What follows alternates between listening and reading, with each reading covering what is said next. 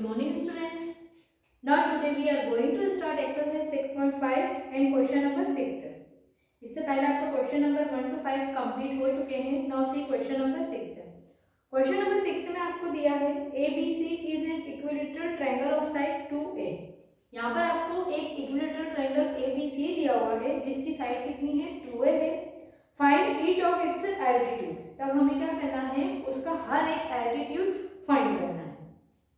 सो इस क्वेश्चन में आपको डायग्राम दिया हुआ नहीं है तो सबसे पहले हम क्या बनाएंगे, डायग्राम बनाएंगे. सो आपको ABC एक इक्विलेटरल ट्रायंगल गिवन है तो हमने ड्रॉ किया है ABC एक इक्विलेटरल ट्रायंगल है और उसकी ईच साइड कितनी है 2A की है. तो AB भी 2 होगा, AC भी 2 होगा और BC भी कितना होगा आपके पास में 2 होगा. इट मींस ये BC पूरा कितना है 2 है. तो आपको इसके हर एक जो एल्टीट्यूड है उसका आपको क्या करना है, फाइंड आउट करनी है, लेंथ फाइंड आउट करनी है. सो अब क्योंकि आपको यहाँ पे एल्टीट्यूड फाइंड करना है तो हमें एल्टीट्यूड भी बनाना होगा. तो यहाँ से हमने पॉइंट A से BC पर हमने एक एल्टीट्यूड क्या बनाया है, AD बनाया है. तो ये AD आपके पास में क्या हो गया, एल्टीट्यूड हो गया. अब जब अगर ये AD एल्टीट्यूड है तो ये क्या करेगा, इसको डिवाइड करेगा तो BB is equal to DC होगा. बट पूरा BC आपके पास कितना है 2A है. तो जब हमने इसको डिवाइड किया तो BD A होगा और DC भी कितना होगा A होगा. सबसे पहले स्टूडेंट हम डायग्राम बनाएंगे और फिर डायग्राम को हमने एक्सप्लेन किया. अब हमें गिवन क्या है, तो हमें गिवन है कि ABC is a equilateral triangle. Equilateral triangle है so all sides are equal. So in which जिसमें AB is equal to BC is equal to C है. इक्विलेटरल ट्रायंगल है तो AB BC C है, ये तीनों साइड आपस में क्या होगी, इक्वल होगी. और ये आपको कितना दिया हुआ है 2A दिया हुआ है. As well as AD is altitude. यहाँ पर भी आपको उसको एल्टीट्यूड भी दिया हुआ है बट आपको इस एल्टीट्यूड की क्या करनी है, लेंथ फाइंड करनी है कि इस एल्टीट्यूड की लेंथ कितनी होगी. सो AD इज एल्टीट्यूड, तो ये तो आपको ऑलरेडी क्वेश्चन में दिया हुआ है. अब हमें फाइंड करना है AD कि ये जो AD है ये कितना है. So solution. अब सॉल्यूशन में हम क्या देखते हैं कि therefore we know that in an equilateral triangle an altitude is also median. Equilateral triangle में आपके पास में जो एल्टीट्यूड होता है, एल्टीट्यूड क्या होता है, एक तरह से मीडियन होता है. और अगर ये मीडियन है सो ये इसको क्या करेगा, डिवाइड करेगा. सो ये हमने लिख दिया. अब क्योंकि ये एक मीडियन है तो BD इज इक्वल टू क्या होगा, DC होगा. क्योंकि मीडियन क्या करता है, जो भी आपको साइड दी हुई है उसको दो पार्ट में डिवाइड करता है. So BD is equal to CD is equal to A. अब इसमें BD और CD ये दोनों आपस में इक्वल होंगे. इट मींस कितने के होंगे, A के होंगे. अब नाउ इन राइट ट्रायंगल, अब हम क्या देखेंगे, एक राइट ट्रायंगल देखेंगे क्योंकि यहाँ पर आपके पास दो राइट ट्रायंगल है. तो सबसे पहले हम देखेंगे इन राइट ट्रायंगल ABD. ये आपके पास एक राइट ट्रायंगल है. इसमें हम यूज करेंगे पाइथागोरस थ्योरम. अब पाइथागोरस थ्योरम क्या होती है, हाइपोटेनस का square is equal to base का स्क्वायर प्लस परपेंडिकुलर का स्क्वायर. तो हाइपोटेनस क्या है आपके पास, AB है. AB का square is equal to perpendicular AD का square plus of base BD का स्क्वायर. बट अब यहाँ पर हमें क्या निकालना है, AD की लेंथ फाइंड करनी है. किसकी फाइंड करनी है, AD की. तो यहाँ से हम AD की वैल्यू फाइंड करते हैं. सो AD का अगर हमें फाइंड करना है तो BD कहाँ पे हो जाएगा, लेफ्ट हैंड साइड आ जाएगा. और अगर ये लेफ्ट हैंड साइड आएगा तो क्या हो जाएगा, माइनस हो जाएगा. सो AB का स्क्वायर माइनस BD का square is equal to AD का स्क्वायर. AB आपको कितना दिया हुआ है, 2A दिया हुआ है. 2A का स्क्वायर माइनस BD A है, A का square is equal to AD का स्क्वायर. 2A का स्क्वायर इट मींस 4A का square minus of A square is equal to AD square. 3 minus 1, 3 और 4 minus 1 that 4A square minus A square. तो कितना A square बचेगा, 3A square is equal to AD square. But अभी हमें value AD square की नहीं find करनी, हमें वैल्यू किसकी फाइंड करनी है, AD की. तो यहाँ से हमें स्क्वायर को हटाना पड़ेगा. तो स्क्वायरिंग बोथ साइड. अब हमने दोनों साइड क्या कर दिया, स्क्वायर कर दिया. तो यहाँ से तो आपके पास क्या बचेगा, AD बचेगा. और यहाँ से जब हम स्क्वायर को हटाएंगे तो ये 3 जो है वो आपके पास में कंप्लीट स्क्वायर नहीं है. तो ये कितना हो जाएगा, रूट ऑफ 3A.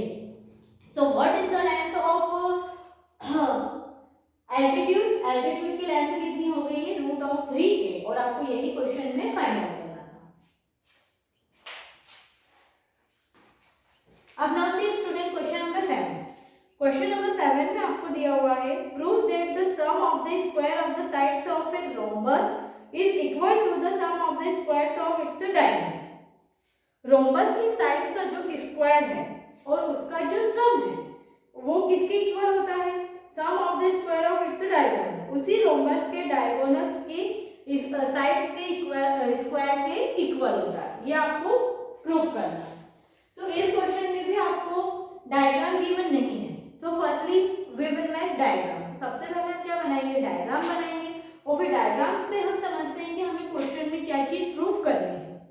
तो सबसे पहले हमने ए बी सी डी एक रोम्बस बना लिया है, फिर उसके आपको डायगोनल भी दिए हुए हैं। तो बी डी एंड ए सी ये दोनों आपके पास में क्या हो रहा है? डायगोनल। और बीच में ये एक दूसरे को कहां पर इंटरसेक्ट कर रहे हैं? ओ पर इंटरसेक्ट कर रहे हैं।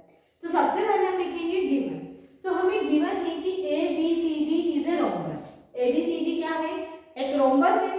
तो हमें प्रूफ क्या करना है? हमें प्रूफ करना है कि रोम्बस की जो फोर साइड्स है इनका स्क्वायर का जो सम है, four sides it means A B का स्क्वायर प्लस बी सी का स्क्वायर प्लस सी डी का स्क्वायर प्लस ए डी का स्क्वायर। तो एक रोम्बस की जो साइड्स का स्क्वायर का सम है वो उसके डायगोनल के स्क्वायर के सम के इक्वल होगा। तो उसका डायगोनल क्या है? ए सी एंड बी डी। तो ए सी का स्क्वायर प्लस बी डी का स्क्वायर। ये हमें क्या करना है? प्रूफ करना है। अब इसको प्रूफ करने के लिए हम वही देखेंगे डायग्राम के उसमें हम क्या चीज यूज कर सकते हैं। सो प्रूफ में है we know that the diagonals of a rhombus bisect each other at 90 degree. हमें ये पता है कि रोम्बस में ऑल साइड्स क्या होती है? इक्वल होती है। तो उसके जो डायगोनल्स होते हैं वो एक दूसरे को कहां पर इंटरसेक्ट करते हैं? 90 डिग्री एंगल पर। तो ये जो डायगोनल है ये एक दूसरे को कहां पर इंटरसेक्ट करेंगे? 90 डिग्री एंगल पर। और अगर यहाँ पर 90 डिग्री एंगल पर अगर वो इंटरसेक्ट करते हैं तो हमारे पास में ट्रायंगल क्या बन जाएगा? राइट एंगल ट्रायंगल बन जाएगा। और फिर उस राइट एंगल ट्रायंगल में हम क्या यूज कर सकते हैं? Pythagoras theorem. So students you have to write this reason. ये आपको रीजन लिखना जरूरी है कि we know that the diagonals of a rhombus bisect each other at 90 degree.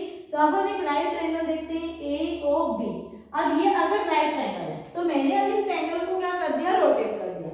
मतलब मैंने इसको रोटेट कर दिया। इट मींस यहां पर आपके पास में ए बी ओ।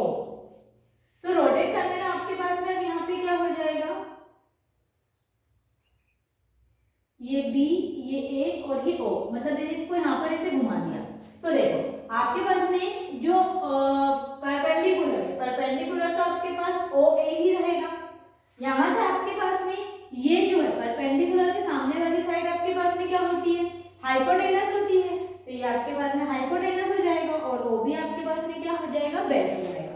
तो यहाँ से हम लिखेंगे ए बी का square is equal to O A का square plus of O B का स्क्वायर। ए बी का square is equal to O A. अब ओ ए जो है वो किसका हाफ है? ए सी का, क्योंकि ये आपके पास में डायगोनल है और बी डी भी आपके पास डायगोनल है, बट ये क्या हो रहा है? हाफ हो रहा है। तो हम ओ ए की प्लेस पे क्या लिख सकते हैं? Half of A C.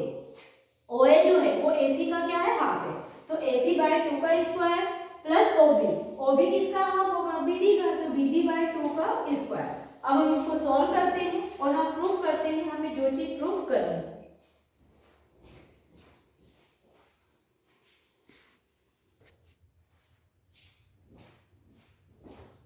Now A B का square is equal to A C का स्क्वायर अपॉन में 4 प्लस बी डी का स्क्वायर अपॉन 2 का स्क्वायर कितना होगा? 4 होगा। सो अब यहाँ पर आपके पास में डिनोमिनेटर में क्या है? 4 है। तो हम मल्टीप्लाई बाय 4 बोथ साइड कर देते हैं। अगर हम दोनों साइड 4 से मल्टीप्लाई करेंगे तो यहाँ पर 4 ए बी स्क्वायर हो जाएगा इज इक्वल। अगर हम यहाँ पर 4 से मल्टीप्लाई करते हैं तो 4 से 4 क्या हो जाएगा? कैंसिल आउट हो जाएगा। यहाँ पे भी 4 से मल्टीप्लाई करते हैं तो 4 से 4 कैंसिल आउट हो जाता है। या तो हम यहाँ पे मल्टीप्लिकेशन कर सकते हैं या फिर हम क्या ले सकते हैं? एलसीएम। अगर हम एलसीएम लेंगे तो ये डिनोमिनेटर वाला जो आपका 4 है वो कहाँ पे चला जाएगा? लेफ्ट हैंड साइड चला जाएगा। और यहाँ पर आपके पास फिर क्या बचेगा? ए सी का स्क्वायर प्लस बी डी का स्क्वायर। तो या तो हम एलसीएम लेके भी कर सकते हैं या फिर हम 4 का दोनों साइड क्या कर सकते हैं? मल्टीप्लिकेशन। अब यहाँ पर आपके पास में आया है 4 ए बी का square is equal to A C का स्क्वायर प्लस बी डी का स्क्वायर। बट हमें प्रूफ क्या करना है? ए बी का स्क्वायर प्लस बी सी का स्क्वायर प्लस सी डी का square is equal to A D का स्क्वायर। तो देखो यहाँ पर हमें राइट हैंड साइड वाला पार्ट तो मिल गया है, राइट हैंड साइड पर हमें आना था AC square plus BD square, तो ये पार्ट तो हमें मिल गया। अब हमें लेफ्ट हैंड साइड वाला पार्ट देखना है, तो 4AB का स्क्वायर, 4AB का square it means we can write AB 4 time, इसको हम 4 टाइम AB लिख सकते हैं, AB का स्क्वायर प्लस AB का स्क्वायर प्लस AB का स्क्वायर प्लस AB का स्क्वायर। अब ना दिस इज अ रोम्बस, आपको पता है कि वो क्या है, एक रोम्बस है, और रोम्बस के ऑल साइड्स क्या होती है, इक्वल होती है।